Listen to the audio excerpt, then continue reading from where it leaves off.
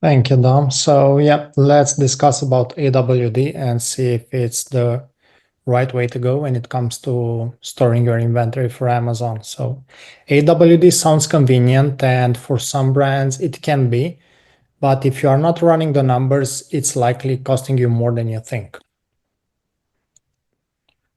AWD sounds like the smarter and more convenient option, and that's exactly how Amazon positions it.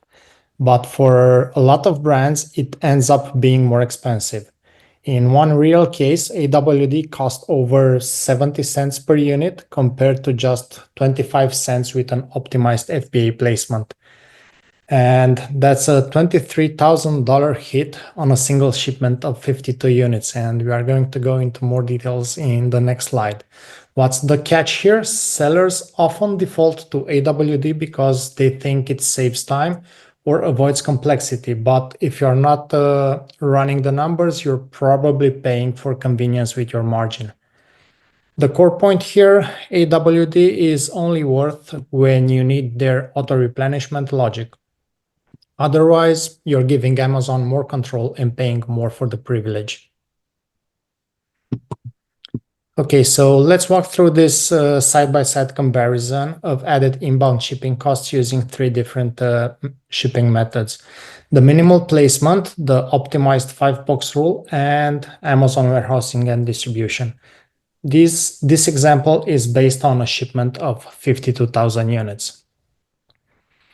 For the minimal placement, this option represents Amazon's minimal inbound placement service, where the inventory is distributed across multiple fulfillment centers, but in a more consolidated way. The fee here is 25 cents per unit, which adds up to $13,000 for this example shipment of 52,000 units. It's ideal for sellers dealing with mixed SKUs or non-uniform SKUs. While not the most cost-effective option, this is often necessary when your product catalog isn't uniform enough. In the middle, we have the optimized version. So under the 5-box rule, you must send at least 5 cartons with identical SKU and unit count. If the conditions are met, Amazon usually waives all placement fees. This is the most cost-effective option, but every seller can take advantage of it, especially for those sellers with diverse catalogs or smaller batch sizes. With AWD, the program offers the benefits like cheaper and long-term storage and auto-replenishment to FBA. However, the key cost driver here is the per carton fee. In this scenario, cartons contain 4 units each, which drives the cost per unit to 70 cents, which is a lot. This leads to a total cost of $36,400 for the shipment, which is almost 3 times more than the minimal placement option. As a summary, if this analysis shows you how critical it is to evaluate your box configuration and catalog structure before choosing an inbound strategy. For sellers who can meet the 5-box rule, optimized placement is unbeatable. If not, the minimal placement is far better than the AWD option if your carton configuration isn't that efficient.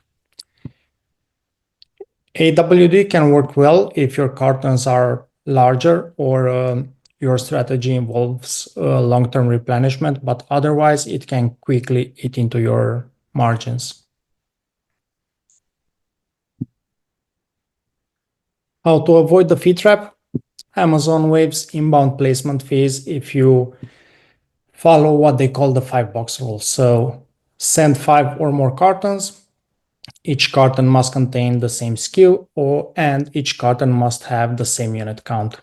That's it. Meet all those 3 conditions and you pay 0 placement fees. But if you miss just one, Amazon will add those 25 cents to up to 70 cents per unit fee. And here is a great shipment creation tip: split your shipments. So if only some SKUs qualify, send those in their own optimized shipment, because partial savings are still savings and they add up fast. Why the 5-box rule matters? Most sellers miss on this. They send mixed cartons and miss the waiver and default into AWD without realizing how much it's costing them. Optimized placement, on the other hand, is one of the easiest way to claw back margin, but it only works if you structure your shipment right.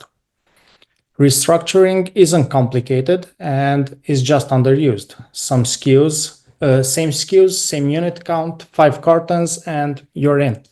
Even if only part of your shipment qualifies, it's still worth splitting the SKUs. One brand saved $25,000 just by doing that. So if you're sending volume, this is one of the cleanest wins available right now.